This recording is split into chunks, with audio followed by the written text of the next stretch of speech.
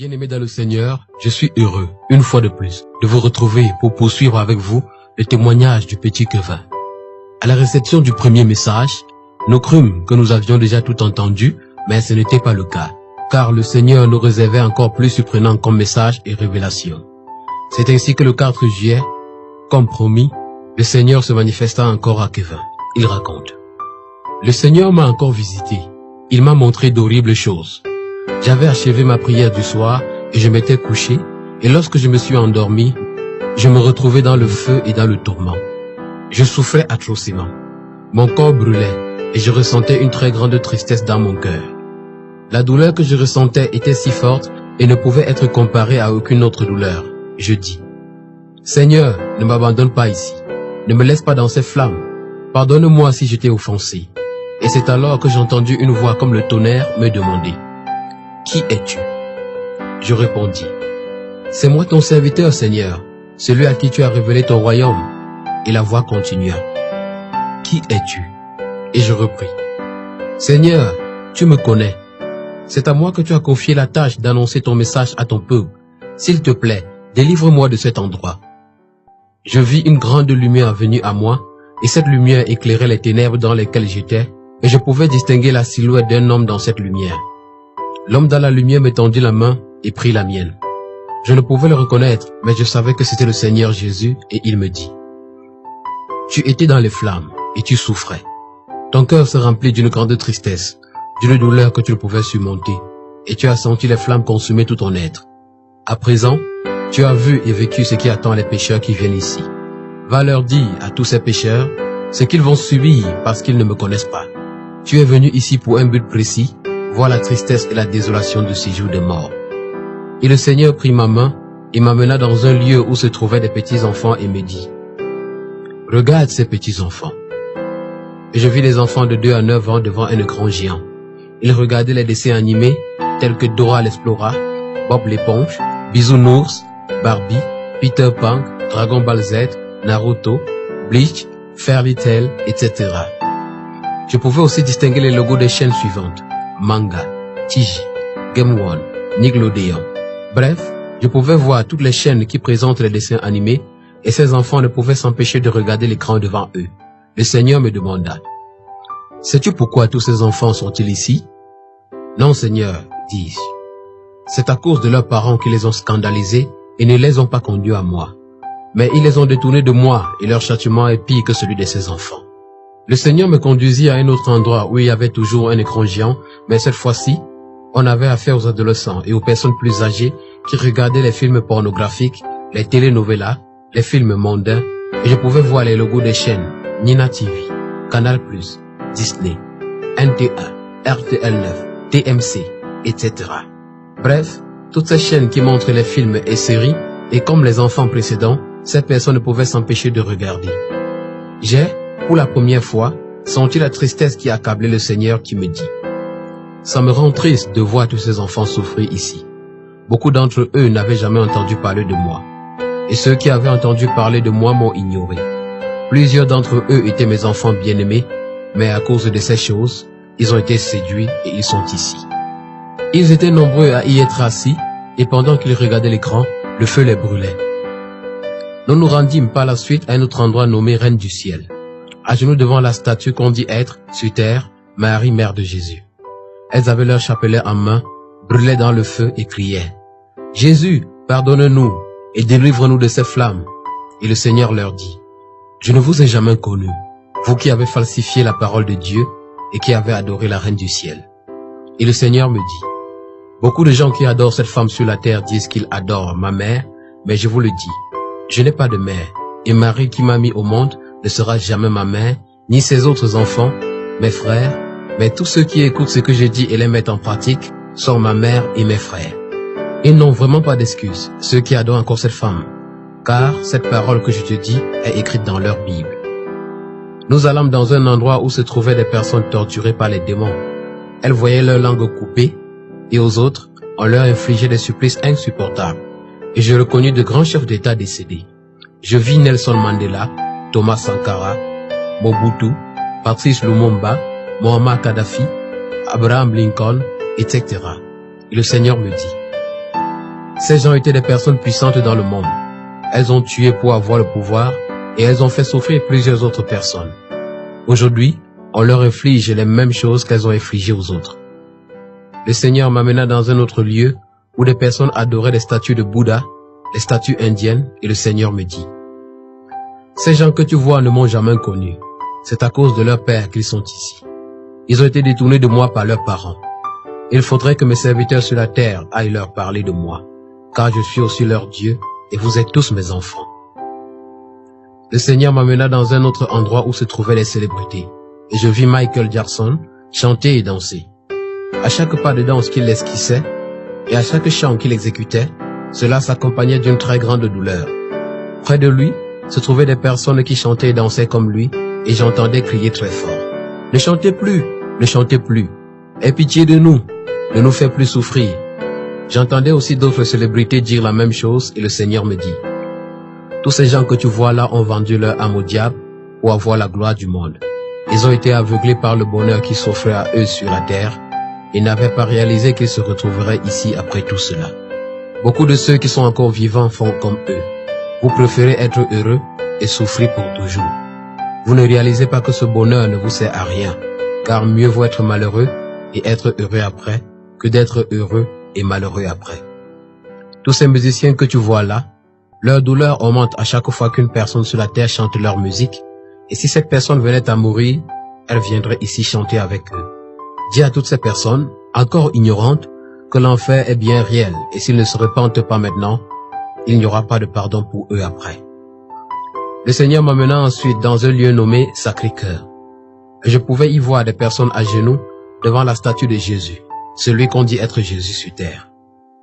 Elles subissaient le même sort que ceux qui adoraient Marie, et le Seigneur me dit: ces personnes adorent cet homme et disent qu'il m'adore, mais ce n'est point moi, et personne sur la terre ne peut me représenter. Ils ont cette parole qui les condamne tous.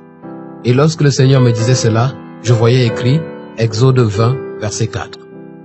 Et le Seigneur continua: il est écrit dans ta Bible, tu ne feras point d'image taillée, ni de représentation quelconque de ce qui est en haut dans les cieux, qui sont en bas sur la terre, et qui sont dans les eaux plus bas que la terre. Mais ils ont falsifié la parole de Dieu, et ont ajouté leurs propres commandements. Beaucoup de ceux qui sont dans ce supplice étaient conscients de leurs erreurs, mais n'ont pas voulu changer. J'y ai vu des prêtres catholiques, des enfants de cœur catholiques, des sœurs catholiques, ainsi que des personnes de tout âge. Ils étaient tous à genoux dans les flammes. Le Seigneur ajouta: cette religion catholique, c'est la religion de l'Antéchrist, et l'Antéchrist apparaîtra sous cette forme. C'est eux qui profèrent tous ces blasphèmes sur moi. Je ne suis pas un Dieu imparfait pour que vous me regardiez comme un homme. Si vous le faites encore, cela voudrait dire que vous n'avez pas encore compris ce que je suis. Pour comprendre ce que je suis, vous devez me chercher, non pas physiquement, mais spirituellement. L'intelligence de beaucoup est voilée. Priez pour avoir le discernement. Moi j'ai vu le Seigneur, et il n'a rien de ce Jésus qui est représenté aujourd'hui sur terre. Et le Seigneur m'a dit: tout ce que je t'ai montré, c'est ce que tu devais savoir. Il y a beaucoup d'autres endroits de supplice que je ne t'ai pas montré, mais ce que tu sais est suffisant pour que beaucoup se répandent. Nous avons quitté cet endroit, et je me suis retrouvé dans un jardin magnifique, avec une vaste étendue d'herbes et de très belles fleurs, et je pouvais voir la vie couler dans toutes les plantes de ce jardin. Je vis aussi des oiseaux radieux qui chantaient de belles mélodies, et je vis le Seigneur assis dans ce jardin, et il me dit: viens et allonge-toi ici. J'allai et je m'allongeai sur sa poitrine. Il me tint dans ses bras et me dit: je t'ai fait vivre ce qui attend les élus qui vont m'abandonner. Et je dis: Seigneur, c'est si horrible et douloureux d'être là-bas. S'il te plaît, pardonne-leur. Et le Seigneur me dit: je ne peux rien faire pour eux s'ils ne changent pas. Je repris: Seigneur, il faut que je convainque le maximum d'entre eux de changer, car je ne voudrais pas qu'ils aillent là-bas. Le Seigneur me dit: beaucoup te rejetteront et ne te croiront pas, parce qu'ils ne croient pas que ces choses sont réelles. C'est pourquoi seuls ceux qui auront la foi seront sauvés. Toi, si je ne t'avais pas montré ces choses, tu n'aurais pas cru, mais heureux ceux qui n'ont pas vu, mais qui croient. Et moi ensuite d'ajouter: Seigneur, je comparais ce que les gens disaient à ce que tu as dit. Le Seigneur me reprit: c'est parce que tu jugeais ces choses avec ton intelligence, quoique tu te servais de ta Bible, mais c'est avec l'Esprit de Dieu que vous confirmez si ces choses viennent de moi. Les hommes utilisent leur intelligence pour me comprendre, mais ils ne le peuvent pas sans l'Esprit de Dieu. Les pharisiens connaissaient les Écritures qui parlaient de moi, mais ils n'ont pas cru en moi, parce qu'ils n'avaient pas l'Esprit de Dieu en eux. Regarde mes mains, mes pieds, et regarde mon côté. Sais-tu pourquoi je garde ces marques? Et je dis, oui Seigneur, je pense que c'est pour prouver à ceux qui te voient que c'est bien toi, car tu n'as pas changé, et que ce n'est pas facile de te remarquer sans ces marques. Et le Seigneur d'ajouter, oui, tu as vu juste, mais ce n'est pas tout à fait ça. C'est pour que lorsque je reviendrai, ces marques servent de témoignage qu'ils m'ont vraiment crucifié, le Fils de l'homme. Et aussi pour montrer que j'ai donné ma vie pour le rachat des péchés, pour sauver ceux qui ont cru en moi. Ces marques serviront à racheter les justes et à condamner les pécheurs, mais je ne les aurai plus lorsque tout sera accompli. Je me sentais si bien dans les bras du Seigneur et je pouvais ressentir son amour. Cet amour est parfait et aucune autre personne sur terre ne peut nous l'offrir. Personne sur la terre ne nous aime comme Christ. L'amour de Christ est indescriptible avec les mots et on ne saurait lui donner sa juste valeur en le définissant par notre vocabulaire. Cet amour est au-dessus de tout notre entendement et surpasse notre logique et notre compréhension. Le seul mot qu'on puisse employer pour le définir, c'est perfection. Je sentais cet amour pénétrer tout mon être. Et je me sentais comme un enfant réconforté dans les bras de son père, et le Seigneur m'a dit, j'aime tous mes enfants, et je ne veux pas qu'ils aillent où tu étais, mais mes enfants ne m'aiment pas, car ils ne font pas ce que je leur demande de faire. Le Seigneur me demandait encore, sais-tu pourquoi je me suis révélé à toi? Seigneur, c'est parce que je te l'ai demandé de tout mon cœur, et j'ai jeûné et prié pour cela, dis-je. Le Seigneur reprit, ton désir a été différent. Tu m'as désiré différemment, et tu as eu la foi en ce que tu voulais. Les autres me désirent pour les miracles. Ils me désirent pour les solutions. Ils me désirent pour avoir le Saint-Esprit, pour chasser les démons, pour les prophéties. Ils ont la foi pour ces choses qu'ils veulent que je leur donne, et non pas assez de foi pour les moindres choses. Toi, tu as choisi de demander les moindres choses, et tu as cru que je pouvais te le donner. Tu as persévéré jusqu'au bout pour l'avoir, et beaucoup ne jeûnent et ne prient pas parce qu'ils veulent me voir, mais ils jeûnent et prient pour les choses qu'ils veulent que je fasse pour eux. Mais toi qui m'as demandé peu de choses, je t'ai donné beaucoup, et c'est pourquoi celui qui se rabaissera sera élevé, et celui qui s'élèvera sera rabaissé. Désirez donc les moindres choses pour avoir les grandes. Dans ta Bible, il est écrit, celui qui ne hait pas son père, sa mère, ses frères, ses sœurs, sa femme, ses enfants et même sa propre vie, il n'est pas digne de moi. Luc 14, verset 26. Beaucoup n'ont pas pris cette parole au sérieux. Ils se disent que je ne peux pas leur demander de haïr leurs parents. Moi qui ai dit honore ton père et ta mère. Mais ce que je t'ai dit apparaît 3 fois dans la Bible. Et cette parole est bien sortie de ma bouche. C'est bien moi qui vous demande de haïr vos proches pour venir à moi. Car beaucoup aiment leur père, leur mère, leurs frères, leurs sœurs, leurs femmes, leurs enfants et leur vie. Et c'est à cause de ça qu'ils vont dans le tourment des flammes. Tu étais dans ce lieu et tu as vu que plusieurs y étaient à cause de leurs parents. S'ils connaissaient ce qu'est le royaume des cieux et ce qu'est l'enfer, ils les haïraient tous.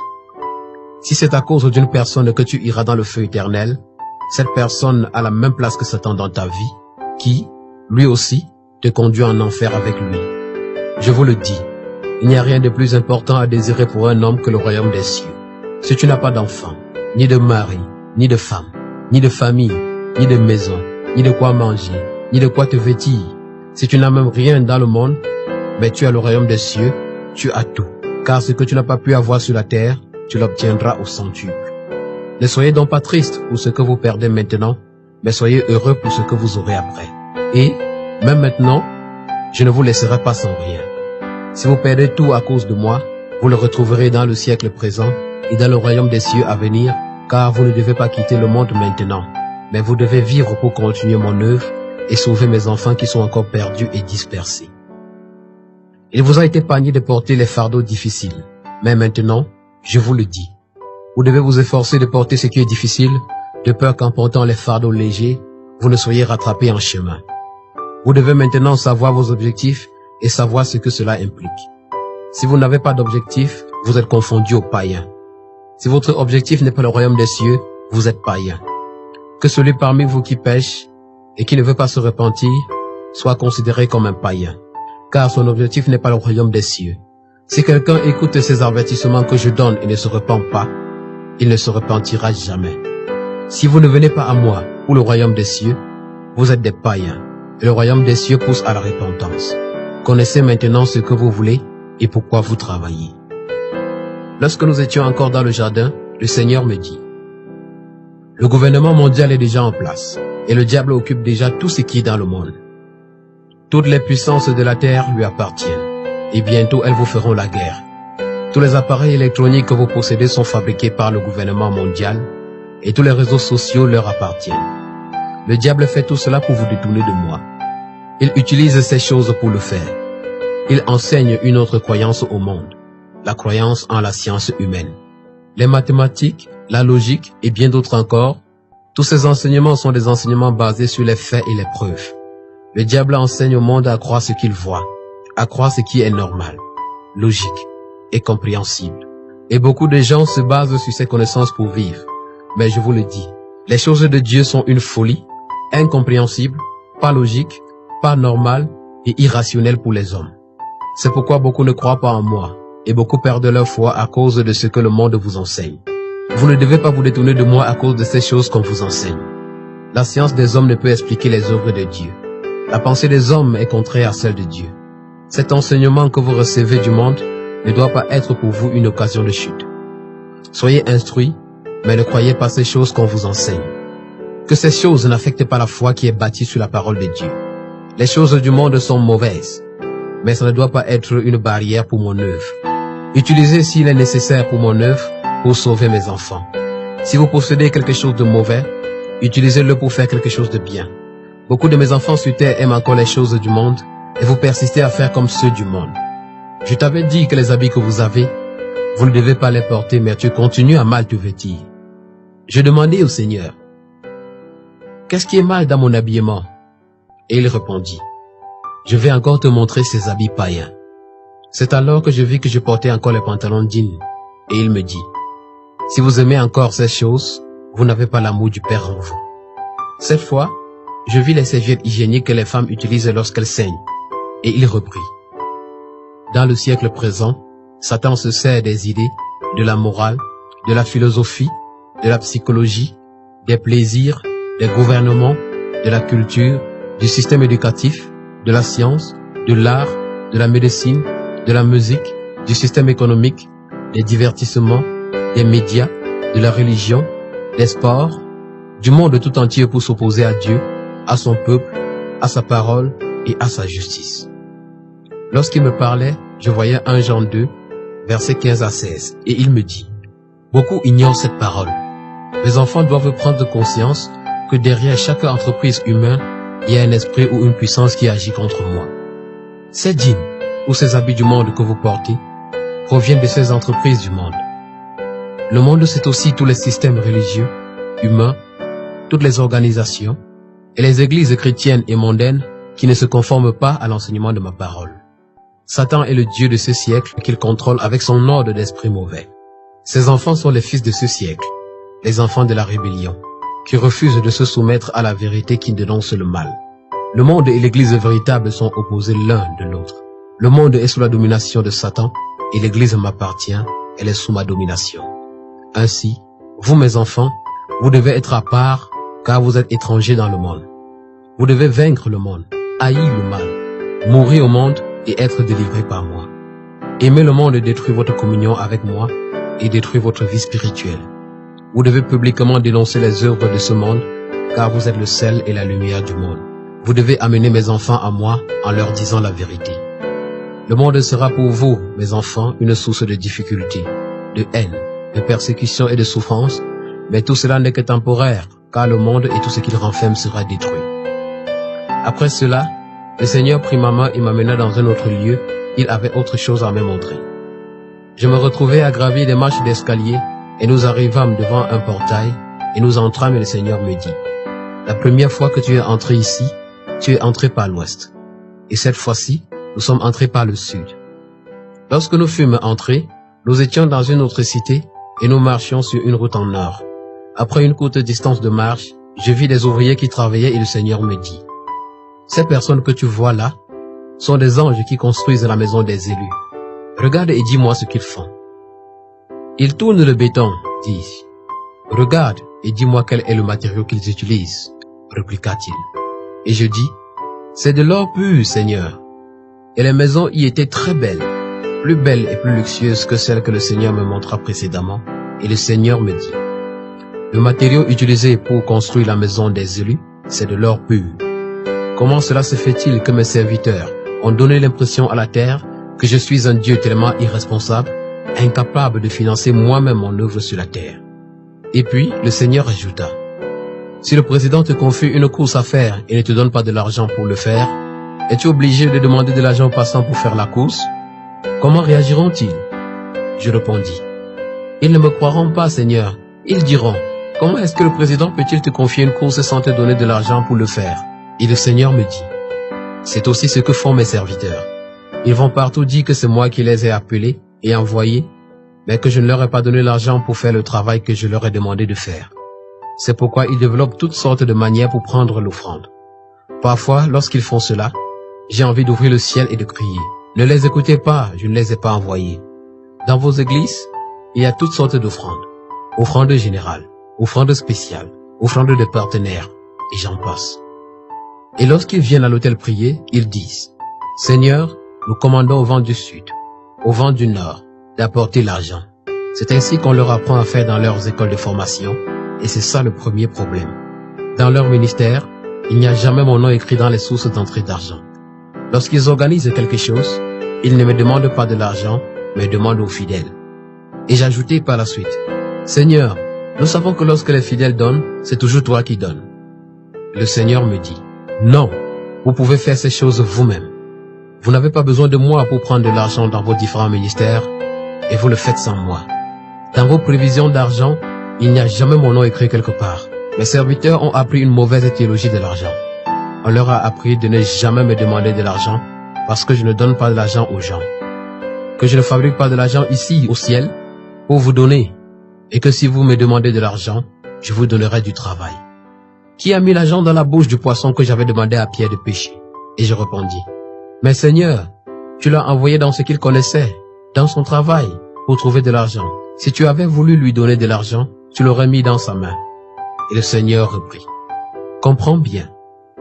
Je n'avais pas demandé à Pierre d'aller pêcher 100 poissons et de fouiller leur ventre afin de retirer de l'argent, mais j'avais dit, lance l'hameçon. Le premier poisson que tu pêcheras, ouvre sa bouche. Prends l'argent qui s'y trouve et serre-t'en pour payer l'impôt. Et je repris, mais pourquoi, Seigneur, n'avais-tu pas mis l'argent directement dans sa main ou dans sa poche? Et le Seigneur ajouta, c'est parce que comme toi, Pierre n'y comprenait rien et je ne voulais pas le scandaliser. Si l'argent venait de ma main ou de sa poche, il allait le jeter et fuir. Si vous êtes en train de prier et que l'argent se met à tomber du ciel, quelle sera votre réaction? Nous allons tous sortir et fuir, Seigneur, répondis-je. Et le Seigneur reprit, c'est aussi ça votre problème. Vous croyez plus en la puissance de Satan qu'en la mienne. Il est écrit dans la Bible que l'oiseau apportait à Élie du pain et de la viande, et cet oiseau était un corbeau. Combien parmi vous, s'ils prient pour me demander du pain et voient un corbeau s'approcher d'eux avec de la nourriture, ne vont-ils pas croire que c'est l'œuvre du diable et invoquer le feu sur mon corbeau? Vous croyez en Satan plus que vous ne croyez en moi. Je n'ai pas mis l'argent dans la main de Pierre, parce que quand bien même j'ai fait descendre la nappe du ciel, il m'a résisté. Cela est écrit dans votre Bible. Vois-tu, si j'avais mis l'argent dans sa main, je l'aurais perdu. Les enfants de Satan qui sont dans les sectes et qui font les portes avec lui, ne reçoivent-ils pas de leur maître des serpents qui leur donnent de l'argent? Si Satan peut faire cela avec ses enfants, est-ce que le Dieu qui a créé le ciel et la terre ne peut-il pas faire autant? C'est parce que mes serviteurs m'ont coupé de la source de provision d'argent qu'ils se battent pour avoir. Et je m'assure toujours que l'argent que vous avez ne suffise jamais pour faire ce que vous avez à faire. Il n'y a aucun homme de Dieu sur la terre qui a dans son panier de dîmes et d'offrandes l'argent nécessaire pour faire l'œuvre que le Seigneur lui a demandé de faire. Et je m'arrange toujours que ce soit ainsi, afin que vos yeux et votre confiance ne soient pas dans votre panier d'offrandes, mais afin qu'ils soient en moi. Je veux que vous fassiez votre ministère en regardant vers moi, que vous fassiez votre ministère les yeux levés vers le ciel. Est-ce possible de regarder au ciel et sur la terre au même moment? Est-ce possible de regarder au ciel avec un œil et de regarder sur la terre avec l'autre? Vous ne pouvez pas me demander et demander aux hommes à la fois. Soit vous me demandez, soit vous demandez aux hommes. Donc, à chaque fois que vous regardez aux hommes, ne dites pas que c'est à moi que vous regardez.